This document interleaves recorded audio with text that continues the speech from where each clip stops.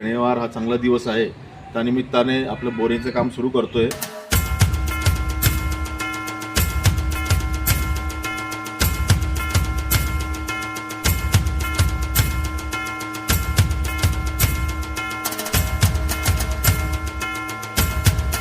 आपण आता बोरवाल्याला बोलवलं होतं. बोरवाल्याला बोलवून आपण त्याला सगळा हिशोब सांगितला की आम्हाला काय काय करायचं आहे. त्याप्रमाणे त्याला तो पाणी दाखवला. त्याने सांगितलं की साधारणपणे आपल्याला बोर करायला 300 फूट तरी बोर करावी लागेल. आणि तर बोर करताना समजा 70-80 फुटावर जर आपल्याला पाणी लागलं तरी पण आपण 150-200 फूटपर्यंत खाली जातो. पण त्याच्या खाली जर पाणी असेल तर आपल्याला केसिंग करतात येत नाही. त्यामुळे तेवढ्यावरच राहील. म्हणून आपण असं ठरवलं की जी छोटी गाडी असते ती गाडी मागवायची आणि तिच्याने करायचं, कारण ती 300 फुटापर्यंत आरामशीर करते.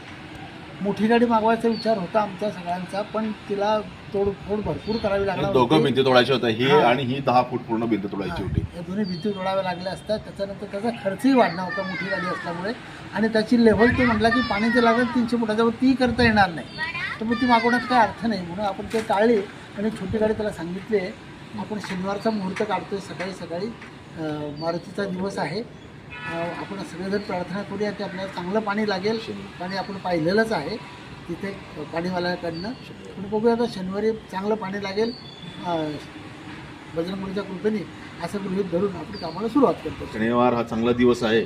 त्यानिमित्ताने आपलं बोरिंगचं काम सुरू करतोय. कारण फार मोठा खर्चिक बाब आहे. परत याच्यावरती खर्चसुद्धा लागणार आहे, हे सुद्धा तुम्हाला सांगू इच्छितो. कारण इतर खर्च वरचा आहे.